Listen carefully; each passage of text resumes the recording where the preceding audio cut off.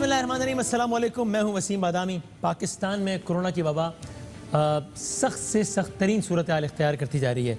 मामला संजीदा से संजीदा तरीन होता चला जा रहा है।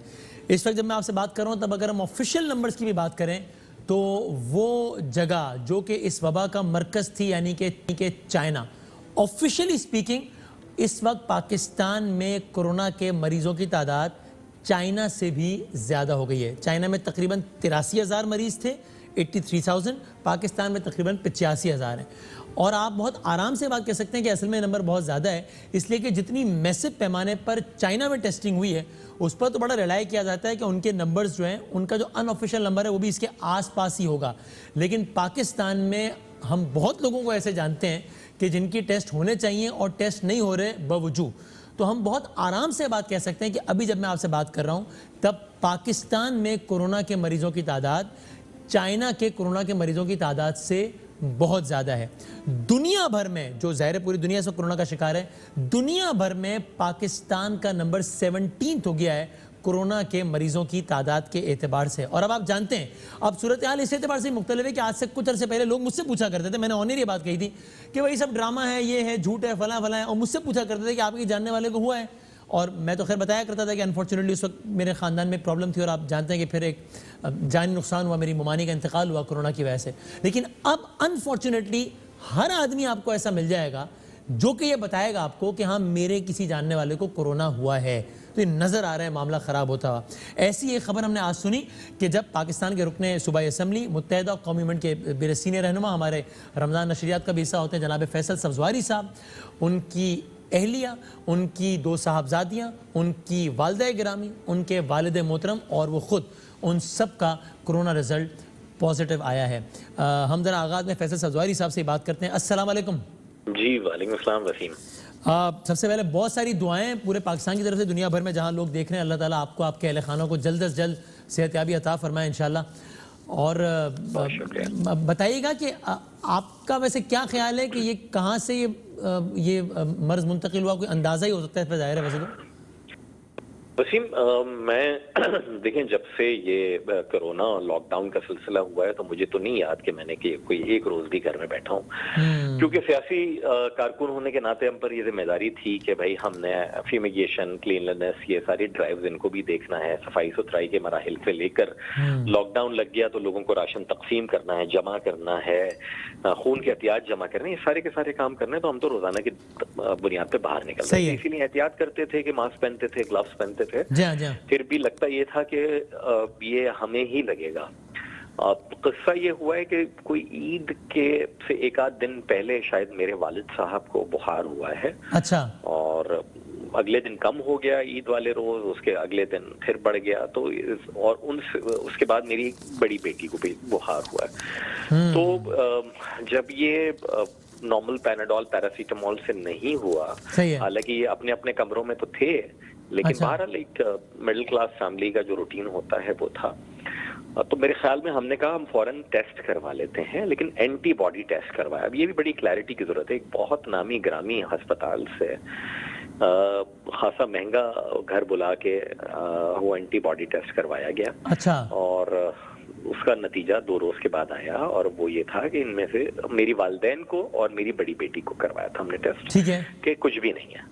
अच्छा। लेकिन उसके 2 दिन के बाद जो मेरी छोटी बेटी को इतना शदीद बुखार हुआ, सॉरी उसके अगले ही दिन, तो फिर हमने ये तय किया कि नहीं, जिस दिन हमारे भाई अंसार नकवी साहब का जनाजा था, कि उस दिन ये तय किया कि नहीं, हम सब घर वालों का टेस्ट करवा लेते हैं। तो मेरे अलावा, मैं तो क्योंकि जनाजे की सारी रसूमात और सारी चीजों में था, ठीक है, मेरा टेस्ट नहीं हुआ। बाकी सब 6 लोगों का टेस्ट हुआ, मेरी 3 बेटियों का, मेरी वाइफ का, मेरे वालिदैन का, और 6 में से 5 लोग 2 दिन के बाद पॉजिटिव आए। और जैसे ही वो पॉजिटिव आए तो उसके बाद फिर हम लोगों ने, बाकी जो लोग हमने अपना टेस्ट करवाया। और इन 5 में 2 वो लोग थे कि जिनका जब एंटीबॉडीज टेस्ट हुआ तो वो नेगेटिव आया था। 3 इन 5 में से 3 वो लोग थे जिनका एंटीबॉडी नेगेटिव। अब ये तो एक आम आदमी के लिए फिर बड़ा मसला है, मजीद परेशानी की बात है कि भाई अब किस पे एतबार क्या करें, मतलब पता ही नहीं है। ये है कि असल में हमारी स्टैंडर्डाइजेशन नहीं है ना वसीम, प्रॉब्लम यही है। और आप बता रहे हैं आपने नामी गिरामी अस्पताल से बाकायदा पैसे देकर घर पे बुलवा के ये टेस्ट करवाए थे। जी जी, आप कोरोना के टेस्ट की भी अगर बात कर लें, स्वैब टेस्ट की हुकूमत स्टैंडर्डाइज नहीं कर पाई है। मुख्तलिफ लैब्स अलग पैसे चार्ज कर रही हैं, मुख्तलिफ प्राइवेट हॉस्पिटल्स अलग पैसे चार्ज कर रहे हैं, और मेरे ख्याल में ये मुनासिब नहीं है। ये चीज गवर्नमेंट को देखनी चाहिए थी। देखिए, जो चीजें गवर्नमेंट के करने की हैं, आप वायरस को नहीं रोक सकते, आप वायरस को फैलने से रोक सकते हैं। सही है। आप वायरस को फैलने से रोकने के लिए लोगों का कॉन्फिडेंस अपने हेल्थ सिस्टम पे बहाल कर सकते हैं। हेल्थ सिस्टम हमारे यहाँ है ही नहीं। हमारी तो रियासत और हुकूमतों की तरजीहात एक्सपोज हुई हैं, हेल्थ सिस्टम एक्सपोज नहीं हुआ है हमारे यहाँ। आपने स्पेंडिंग ही नहीं किया। अच्छा चलिए, उसको छोड़ दीजिए, लेकिन अब तो कोरोना आ गया, अब लोगों को हो रहा है। अब लोगों को क्या चाहिए? घर पे बिठाना है, उनको खिलाने का इंतजाम कीजिए गरीब को, वरना वो बाहर निकलेगा। अगर वो देखेगा मेरा बच्चा भूख से मर रहा है तो वो बाहर निकले, नंबर 1। नंबर 2 ये कि आप एक ऐसा सिस्टम तो बना देते सूबाई सतह के ऊपर, फेडरल सतह के ऊपर नहीं है बदकिस्मती से, कि मैं कॉल करूं मुझे अपने मरीज को लेके जाना है, किस अस्पताल में जगह है किसमें नहीं है। ऐप वैप बन गई हैं, मेरा नहीं ख्याल कि वो काम कर रही है। 5 रोज पहले तक ऐसी सूरत हाल से गुजरे फैसल साहब? चूंकि मैं कल रात को इकरारुल हसन साहब से मेरी बात हुई, उन्होंने ट्वीट किया बिलाखिर तंग आकर कि सुबह 5 बजे, अब मैं नाम लेकर इसलिए बता रहा हूँ कि जाहिर है हम लोग तो चलो 2 लोगों को फ़ोन कर सकते हैं, हम एक ट्वीट करेंगे तो काफ़ी लोग देख लेंगे उसको, हज़ारों लाखों। उनको जब ये प्रॉब्लम हो रही थी कि वो अपनी एक अजीज़ा को लेकर कराची के मुख्तलिफ अस्पतालों के चक्कर लगा रहे थे और उनको कहीं बेड नहीं मिल पाया, मतलब फिर आखिर में जाकर एक प्राइवेट हॉस्पिटल में बेड मिला वार्ड में, तो इसका मतलब फिर आम आदमी का तो फिर अल्लाह हाफिज़ है। आप ऐसी किसी सूरत हाल से गुजरे? जी वसीम, बिल्कुल 5 रोज कबल मेरी वालदा की ऑक्सीजन की सतह काफी डिस्टर्ब हो रही थी, तो मुझे अंदाजा हुआ कि मुझे इनको अस्पताल में ले जाना चाहिए। 1-2 प्राइवेट हॉस्पिटल्स कराची के नामी ग्रामी ऐसे हैं जहां मेरी वालदा का पिछले कोई 2 दहाइयों से ही उनका इलाज हो रहा है, सारा मेडिकल रिकॉर्ड है, उन्हीं के कंसल्टेंट्स होते हैं। और आपको आसानी ये होती है, मेरी वालदा को मल्टीपल इश्यूज हैं, आपको याद होगा 2 बरस कबल इलेक्शन के जमाने में आप भी आ रहे जी, थे। मैं खुद आया था इयादत के लिए। बिल्कुल तो बिल्कुल। क्या सूरत हाल थी मेरी वालदा की। जी हाँ, जी हाँ। तो लेकिन वहाँ कहीं जगह नहीं थी। फिर एक खासा नामी ग्रामी रफाही अस्पताल है, बहुत बड़ा, बहुत अच्छा काम कर रहे हैं, वहाँ जगह नहीं।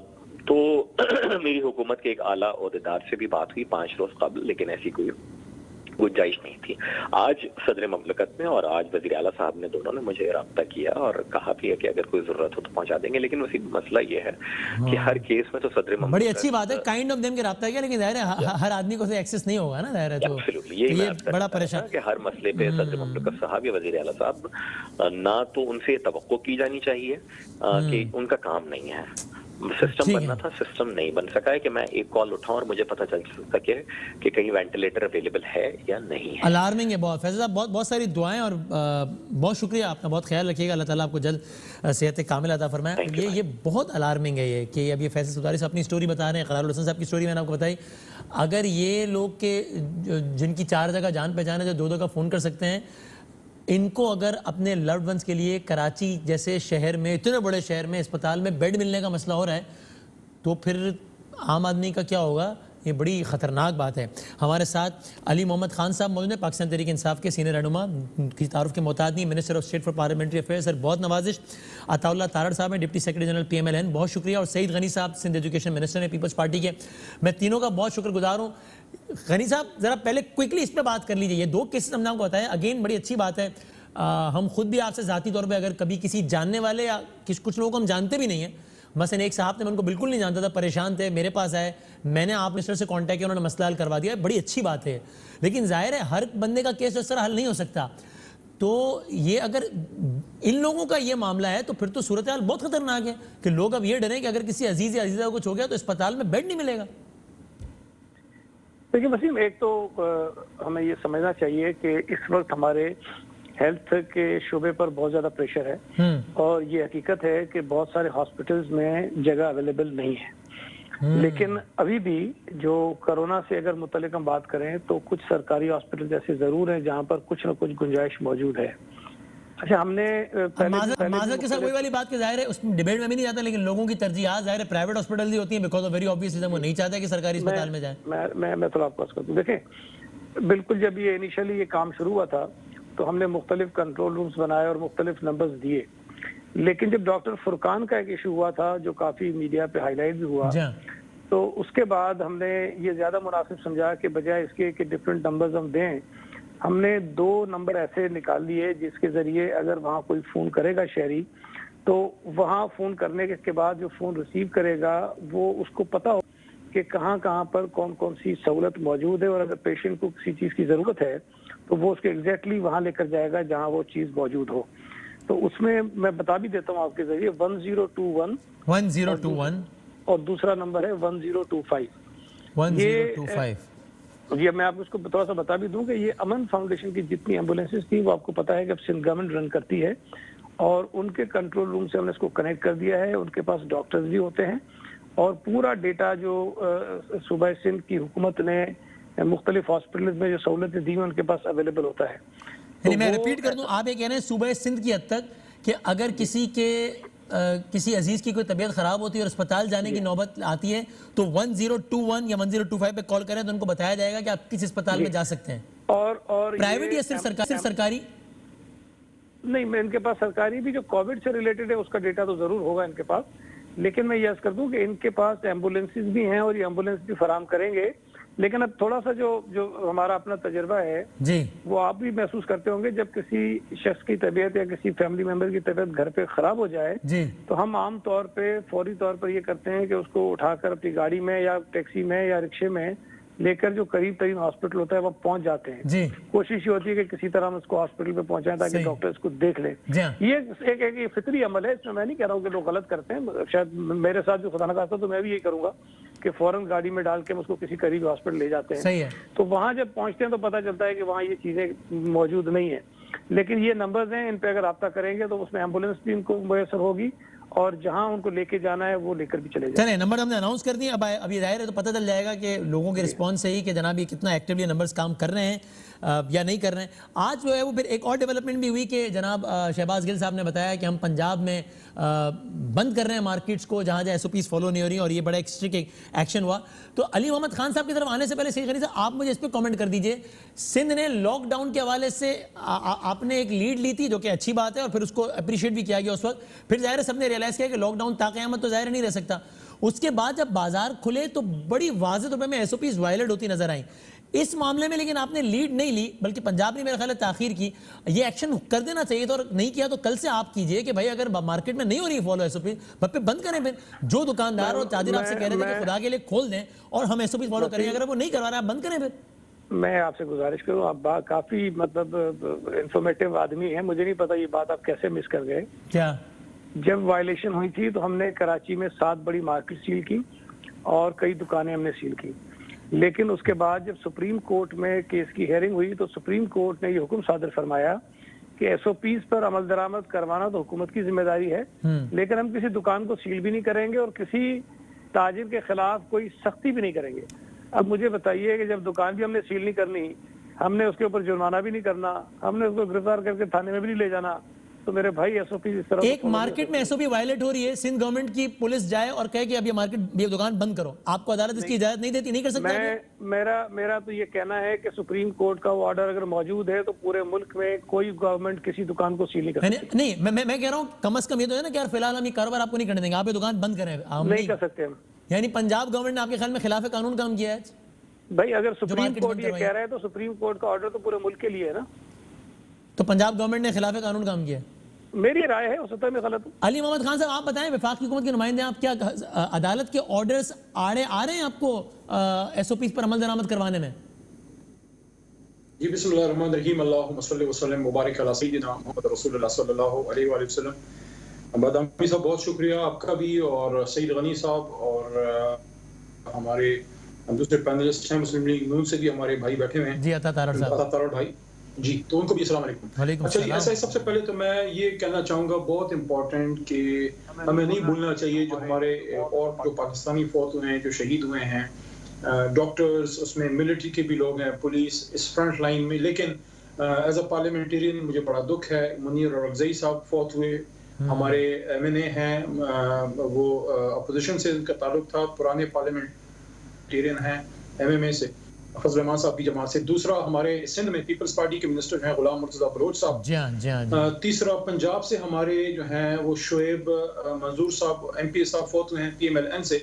हमारे तहरीक इंसाफ के बहुत मलंग और दरवेश और अवामी आदमी थे, मियां जमशेदुद्दीन काका खेल और मुझे याद है मैं कुछ दिन पहले 2-3 महीने पहले काका खेल उधर अपना नौशहरे में एक बच्ची का बहुत अफसोसनाक को कत्ल किया गया था।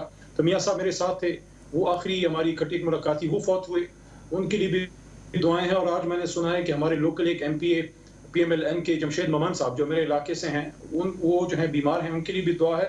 और of course not to forget Shahryar Afridi साहब, जी हाँ इंशाल्लाह वो रिकवर कर रहे हैं, आसानियां फरमाए सबके लिए इंशाल्लाह। तो ये सारी चीजें जो मैंने गिनवाई, इसका मतलब यही है कि जो आपने खदशात का इजहार किया है वो दुरुस्त है। किसी वक्त में ये बात जरूर होती थी बादामी साहब, I agree with you that people used to ask कि यार आपका कोई जानने वाला है, कोई बीमारी ऐसी अफवाह है। तो आज सब देख रहे हैं कि in every look in corner of the city, probably in every street you have, आपको ये लोग ऐसे मिल रहे हैं। अनफॉर्चुनेटली ऐसी सूरत हाल में रिट ऑफ द स्टेट कायम करने के लिए रियासत को कुछ सख्त इक़दाम हासिल वो करने पड़ेंगे। तो रियासत को सख्त इक़दाम करने में कुछ अदालती ऑर्डर्स आड़े आ रहे हैं?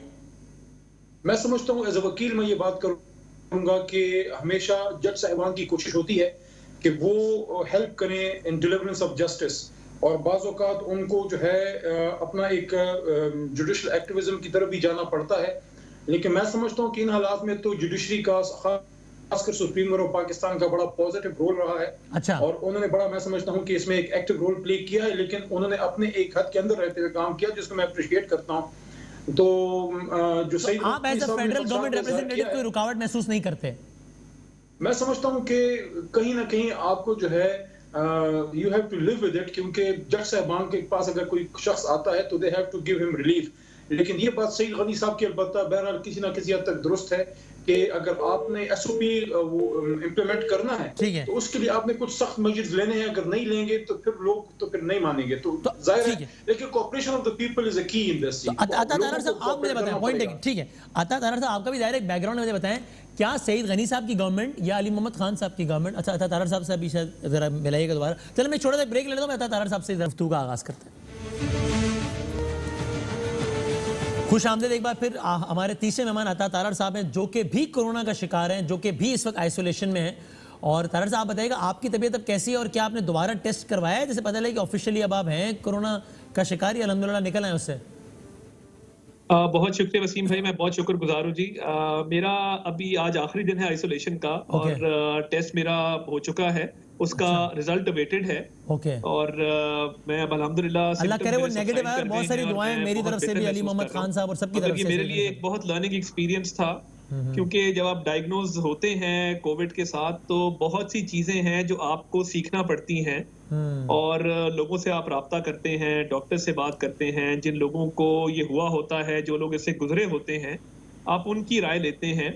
मगर अभी बहुत कुछ करने की जरूरत है अवेयरनेस के हवाले से, और स्पेशली जो हमारा तबका है जिसकी इतनी एक्सेस टू इंफॉर्मेशन नहीं है, जो गुर्बत की लकीर से नीचे हैं, जो एक घर में 10-10, 12-12 लोग हैं, इससे ज्यादा लोग हैं, कमरे कम हैं, वहाँ आइसोलेशन कैसे होगी? और देखिए लोग घबरा बहुत जल्दी जाते हैं। मेरा बहुत से पेशेंट से भी राब्ता है, और इसमें सबसे बड़ी बात यह है कि वो एक छोटा ऑक्सीमीटर जिसको जो आपकी लंग्स की सैचुरेशन और level of oxygen in your lungs, फेफड़ों में ऑक्सीजन के लेवल को मेजर करता है। ठीक है। वो सबसे पहले डॉक्टर्स कहते हैं आप ले, मैं तो चले ले लिया, एक्सेस हो गया। मैं ये सोच रहा था कि एक किसी मोहल्ले के अंदर एक दिहाड़ी मजदूर है, उसका एक्सेस ऑक्सीमीटर तक कैसे होगा? ये आसानी से मिल जाता है, और कितने का आता है? जिम्मेदारी नहीं है कि मेडिकल कैंप सेटअप किया जाए जहां पे सोशल डिस्टेंसिंग रखते हुए आप रैंडम सैंपलिंग टेस्ट भी करें, और जो लोग डायग्नोज हों उनकी लंग्स की सैचुरेशन या ऑक्सीजन का लेवल जरूर मेजर किया जाए, और उसके मुताबिक बताया जाए कि आपने हॉस्पिटल कब जाना है। मेजॉरिटी ऑफ डॉक्टर्स, जिसमें हमारे वाइस चांसलर हैं यूनिवर्सिटी ऑफ हेल्थ साइंसेज के डॉक्टर जावेद अकरम, डॉक्टर सईद अख्तर हैं, PKLI के हेड हैं, सईद अख्तर साहब वैसे हमारे अगले सेगमेंट के गेस्ट भी हैं वैसे, जिनसे भी बात हुई उन्होंने कहा जी हॉस्पिटल सिर्फ तब जाया जाए जब आपके ऑक्सीजन का लेवल जो लंग्स में है वो 92 से नीचे गिरता है, अदरवाइज अगर आपके सिम्टम्स माइल्ड हैं तो हॉस्पिटल जाने की जरूरत नहीं है। सही है। हमारी बहुत एक बड़ा सेक्शन पॉपुलेशन का वो बुखार होने पे घबरा जाता है, वो बाकी जिस्म दर्द हो, गले में दर्द हो, वो उस पे घबरा जाता है, मगर इसमें बहुत अवेयरनेस की जरूरत है। ठीक है। और अनफॉर्चुनेटली अवेयरनेस पे कोई काम नहीं हुआ, लोग बहुत पैनिक का शिकार हैं, और जिस तरह से अमवात की शरह बढ़ रही है। लेकिन आप मुझे बात बताएं, अगर आपको मेरी बात अगर ये बताएं, बस मैं कंक्लूड कर रहा हूँ तीनों से कंक्लूड इसमें गवर्नमेंट पे जो बात तनकीद बनती है वो तो हम भी कर रहे हैं सही, लेकिन गवर्नमेंट अवेयरनेस के लिए, मैं सिर्फ अवेयरनेस की बात कर रहा हूँ, बाकी चीज़ों की नहीं, बाकी चीज़ें बड़ी कोताही। अवेयरनेस के लिए गवर्नमेंट ऐसा क्या करे जो कि नहीं कर रही? इसलिए कि मसला है कि आप लोगों को कुछ भी बताते रहे, मैं यहाँ पे 5-5 घंटे बात करता रहा हूँ, अगर किसी के जहन में बात बैठ गई है कि ये कोरोना यहूदी साजिश है, अगर किसी को ये लगता है कि आसिफ जरदारी या इमरान खान जो है वो कोरोना के पेशेंट जानबूझ के मार रहे हैं ताकि वो अमेरिका से पैसे लें, अब मैं ये बात उसके जहन से कैसे निकालूं, मैं क्या करूं? वो नहीं मान रहा हूं। वसीम भाई, हम जो बातें करते रहे उसकी नफी वजीर आजम पाकिस्तान करते रहे। उन्होंने कहा ये फ्लू है, उन्होंने कहा ये गर्मी में मर जाएगा, उन्होंने कहा ये सिर्फ बूढ़ों को और बीमार लोगों को होता है, जवान लोगों को कुछ नहीं कहता, उन्होंने कहा अमवात नहीं होंगी, उन्होंने इतनी कंफ्यूजन फैलाई। उन्होंने कहा जी अब देखें ना, लेटली उन्होंने कहा कि लॉकडाउन मेरी मर्जी का नहीं हुआ। 3 सूबों में आपकी हुकूमत है और इस वक्त जो टोटल केसेस हैं वो 82,000 पे पहुंच गए हैं। पिछले 24 घंटों में 4,680 केस रिपोर्ट हुआ है, रोज का 80-85 बंदा मर रहा है और आप कंफ्यूजन फैला रहे हैं। आपकी, मेरी, हम सारों की एफर्ट को वजीर आजम पाकिस्तान ने जीरो कर दिया। अवेयरनेस, आप एड कैंपेन चलाएं, यूनिफाइड एड कैंपेन, हर चैनल पे हर 10 मिनट के बाद एड चले कि आपने अस्पताल कब जाना है, किन अलामात पे आपने क्या करना है, और आपने अगर बाहर निकलना है तो क्या करना है। मास्क मैंडेटरी नहीं किए गए, यानी आप देखें कि अब ठीक है बाजार बंद कर रहे हैं, पता नहीं कितने बंद हुए कितने नहीं हुए, बट एसओपीज को यकीनी बनाना, इन्होंने कहा जी लोग खुद एहतियात करें, हमारे जिम्मे कुछ नहीं है, लोगों को उनके अपने कर रहे हैं ना। आज इन्होंने किया है ना, पंजाब में मार्केटें बंद कराई हैं और कल से और कराएंगे, अच्छी बात है, यही करना चाहिए।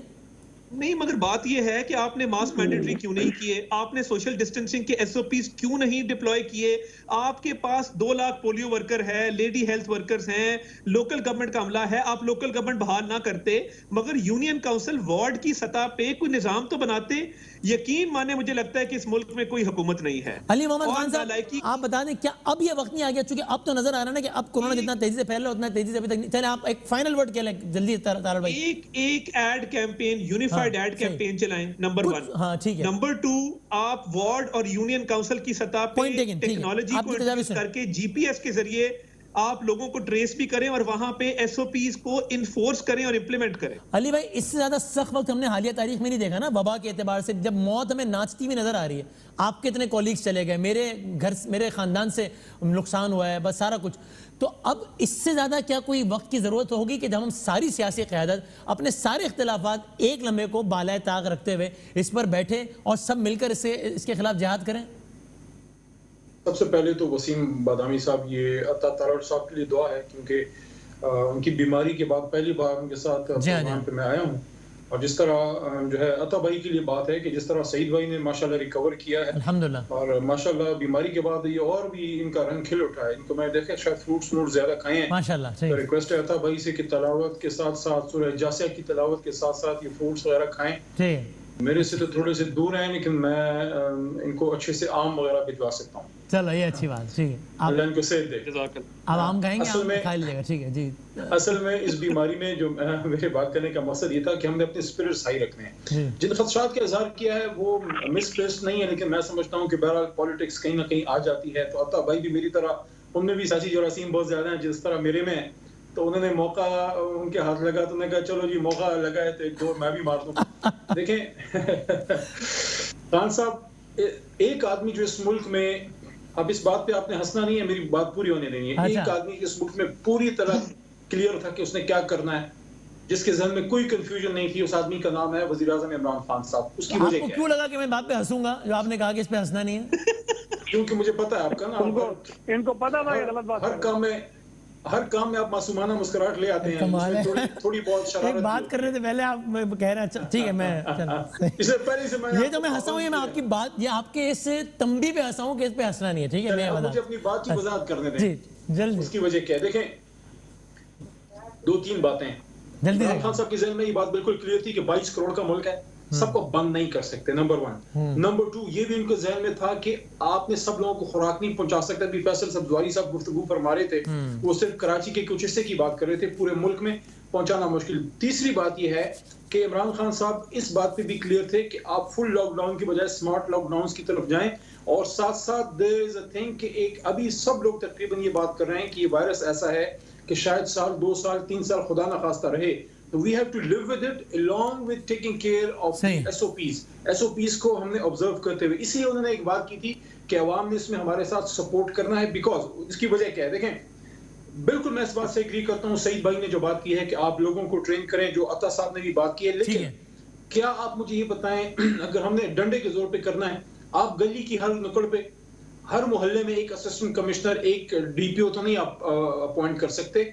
यहाँ पे अवाम में जो अवेयरनेस की बात है वो मैं एग्री करता हूँ कि अवेयरनेस में हमें और ज्यादा काम करना है। उसमें बदामी साहब, आप जैसे पब्लिक फिगर्स, आप खुद अब एक स्टार हैं, आप जैसे और जो स्टार एंकर्स हैं, आप पब्लिक फिगर्स हैं, आप अपना रोल अदा कर रहे हैं और भी करें, हम लोग भी करेंगे, क्योंकि अवाम के ताउन के बगैर, आखिरी बात, अवाम के ताउन के बगैर कोई जंग नहीं जीती जा सकती, और ये एक जंग है जिसमें हम अल्लाह की, आप सारे अवामी नुमाइंदे, आप सब एक टेबल पर होंगे तो नीचे अवाम भी एक टेबल पे होगी। जब आप सब कहेंगे भाई यहूदी साजिश नहीं है तो नीचे अवाम भी कहेगी। सईद गनी साहब से आखिरी बात करो, डॉक्टर सईद इलाही साहब इंतजार कर रहे हैं, सईद अख्तर साहब इंतजार कर रहे हैं अगले सेगमेंट। सईद गनी साहब, यानी आपकी बात से पर हम ये तासुर लें कि अब आपने हाथ उठा लिए हैं कि भाई अदालत ने मना कर दिया है, अब एसओपी वायलेट हो रही है, तो हमें तो अदालत ने कहा पकड़ नहीं सकते, सील नहीं करते, तो हम क्या करें भाई? सॉरी नहीं वसीम, हाथ उठाने की बात नहीं है, लेकिन कम से कम एक चीज तो जहन में हमें बिल्कुल होनी चाहिए ना कि सुप्रीम कोर्ट ऑफ पाकिस्तान का फैसला, जिससे मुझे भी एतराज है, आपको भी एतराज है उस पर, लेकिन बहरहाल जब तक वो फैसला मौजूद है हम उसके पाबंद हैं। अब ये बात मुनासिब किसी सूरत में भी नहीं है कि हम उस फैसले को एक तरफ फेंके और काम शुरू कर दें। ज्यादा बेहतर तरीका है कि सुप्रीम कोर्ट जब हेयरिंग शुरू करेगी तो हम उनके सामने जरूर जाकर ये बात रखेंगे कि ये जो बात आपने कही थी इसको रिव्यू करें और हमें इजाजत दें ताकि 130 पर सख्ती से मुलाजमत करवाएं। तो तब तक कोई सख्ती नहीं होगी सिंध में? नहीं, अब सख्ती, अब जरा सील नहीं कर सकते, किसी ताजे तो सख्ती ही कर सकते हैं। भेजेंगे पुलिस वाले को, डिप्टी कमिश्नर को कि मिन्नत कर ले किसी दुकान वाले को, एसओपी आप जो है उसको फॉलो करें।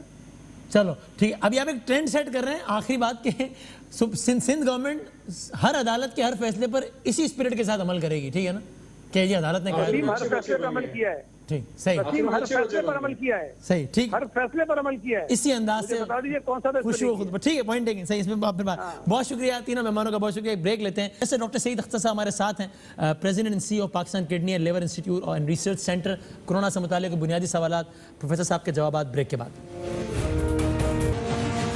खुश आमदेद। हमारे साथ पाकिस्तान का बहुत बड़ा नाम प्रोफेसर डॉक्टर सईद अख्तर साहब, जो कि प्रेसिडेंट एंड CEO हैं Pakistan kidney and liver institute and research centre के, और माहिर वबाई अमराज हैं, पब्लिक हेल्थ एक्सपर्ट हैं, मौजूद हैं। सर बहुत शुक्रिया वक्त देने का। मैं क्विकली, बहुत सारे सवालात हैं, तो सर एक तो पहले ये बता दीजिए कि कोरोना इंसान किस हद तक अपनी तबीयत ख़राब महसूस करे तो उसको अस्पताल जाना चाहिए, वरना घर पर ही रह के बस अगर लगे कि कोरोना कुछ हो गया है मुझे तो बस घर पर ही आइसोलेट कर लेना चाहिए अपने आप को? देखिए कोरोना की जो सॉरी डॉक्टर आपकी बात काट रहा हूँ, उससे पहले बता दीजिए कि क्या हो इंसान को तो उसको टेस्ट कराने का सोचना चाहिए, पहले ये बता दें। सही। देखिए अगर आपको एक अनएक्सप्लेन्ड फीवर है, जिसकी कॉज समझ में नहीं आ रही, सांस लेने में दिक्कत हो रही है, कोई चेस्ट में पेन हो रहा है, चक्कर आ रहे हैं, आपके कमर में दर्द हो रहा है, गुर्दों पेशाब में खून आना शुरू हो गया है, फीवर के साथ ख़ास तौर पे, क्योंकि फीवर बड़ा कॉमन सिम्टम है उसमें, तो आपको सोचना चाहिए कि खुदा न खास्ता, और ख़ास तौर पे इस रेफरेंस में कि अगर आपका कुछ लोगों के साथ रिसेंट पास में एक्सपोजर हुआ है जिससे आप ये शक करते हैं, तो high index of suspicion along with these symptoms आपको अलर्ट करना चाहिए कि कहीं आपको कोरोना तो नहीं हो गया। ऐसी सूरत में कोरोना टेस्ट कराना अगर हो जाता है तो उसका, और उस वक्त जो टेस्ट करवाना चाहिए वो PCR टेस्ट है, जो कि वायरल RNA को चेक करता है, जो कि आपके थ्रोट से या नाक की बैक से लिया जाए। सर मैं ज़रा इसको, ताकि मेरे लिए भी और आम लोगों के लिए बड़ा आसान हो जाए, यानी PCR टेस्ट, यानी कि मैं आम आदमी की ज़बान में बात कर रहा हूँ, वो जो नाक वाला जो टेस्ट होता है वो कराना चाहिए, ना कि एंटीबॉडीज, यही कह रहे हैं आप? ना कि ऐसे कह रहा हूँ मैं, ठीक है। तो फिर ये एंटीबॉडीज जो है कराना चाहिए, वो मर्ज के बाद। एंटीबॉडीज टेस्ट कैसे होता है? PCR तो नाक से होता है, एंटीबॉडीज किस तरह होता है? जी, एंटीबॉडी टेस्ट खून से होता है, लेकिन एंटीबॉडी टेस्ट के बारे में दो तीन चीज़ें बड़ी इंपॉर्टेंट समझने की हैं कि अभी ये एक ऐसा मर्ज़ है कि हमें, तो ऐसा होता है कि जब बॉडी में कोई जरासीम आता है तो बॉडी उसके खिलाफ कुछ केमिकल्स प्रोड्यूस करती है, उसको एंटीबॉडी कहते हैं, वो एंटीबॉडी उस वायरस को मारती हैं। तो अभी हमारे पास चूँकि ये नया वायरस है, तो इसके मुतालिक जो एंटीबॉडीज़ बन रही हैं उनके बारे में भी हमारे कॉन्सेप्ट्स बहुत क्लियर नहीं हैं। सही है। तो आमतौर पे जब वो एंटीबॉडीज़ बनती हैं तो 2-3 हफ्ते के बाद वो पॉजिटिव हो जाती हैं खून में।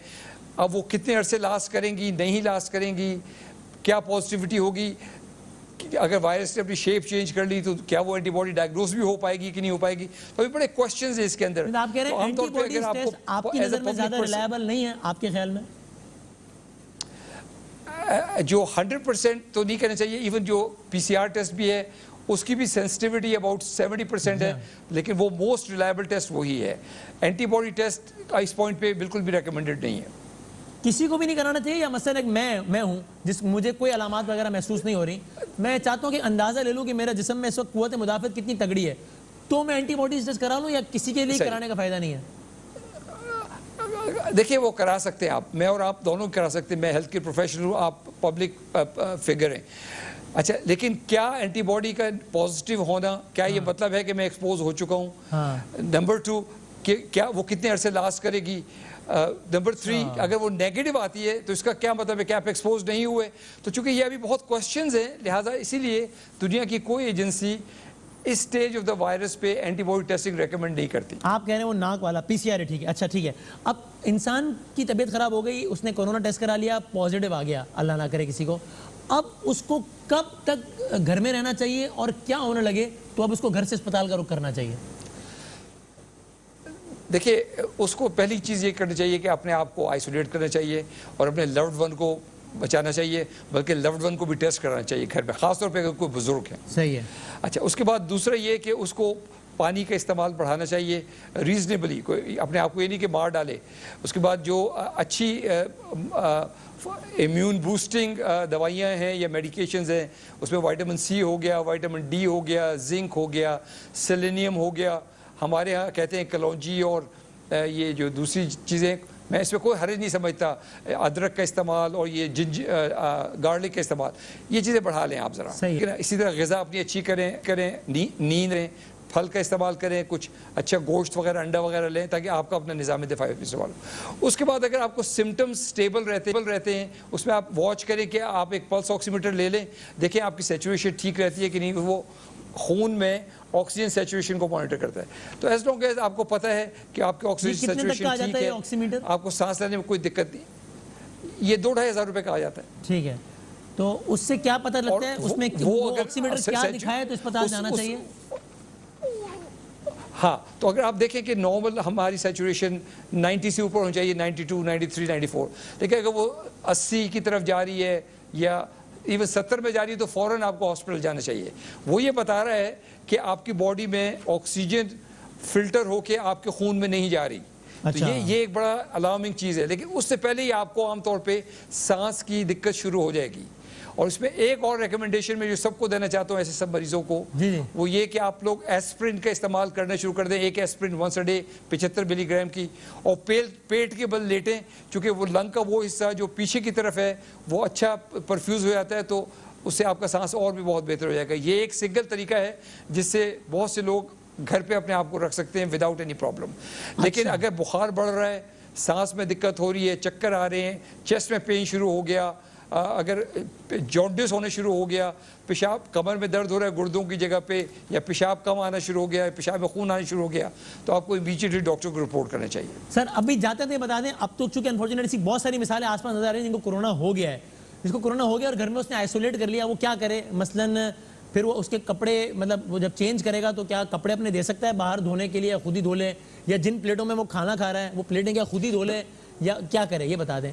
कोरोना, एक आदमी को कोरोना हो गया, अपने घर में आइसोलेटेड है, सकता है, अब वो क्या करे? कांटेक्ट किस तरह? बिल्कुल ऐसे ही है, तो आप उसके आप वो तो जो करे वो तो कुछ भी नहीं कर सकता क्योंकि वो आइसोलेशन में है। अब उसके घर वालों को एहतियात करनी चाहिए कि जो भी कपड़े वो दे रहा है वो ग्लव पहन के लें, मास्क लगाएं, कैप लगाएं, आंखों को गॉगल लगाएं, फिर जब प्लेट वॉश कर रहे हैं तो वो मेक श्योर करें कि उसके स्प्लैश उनके फेस पे नहीं आता। अब बहुत लो रिस्क है, प्लेटों से या कपड़ों से वो ट्रांसफर होगा, लेकिन बड़ा एहतियात बहुत जरूरी है। लो रिस्क यानी कि अगर कोई कोरोना पेशेंट है, उसने अगर इस कप को हाथ लगाया है जो मेरे हाथ में है और उसने वो कप मुझे दे दिया है, तो अब अगर मैंने इस कप को पकड़ लिया है, कोरोना पेशेंट ने जो मुझे दिया, और फिर मैंने अपनी आंख साफ की है या नाक पर हाथ लगाया है, तो क्या मुझ में मुंतकिल नहीं हो गया?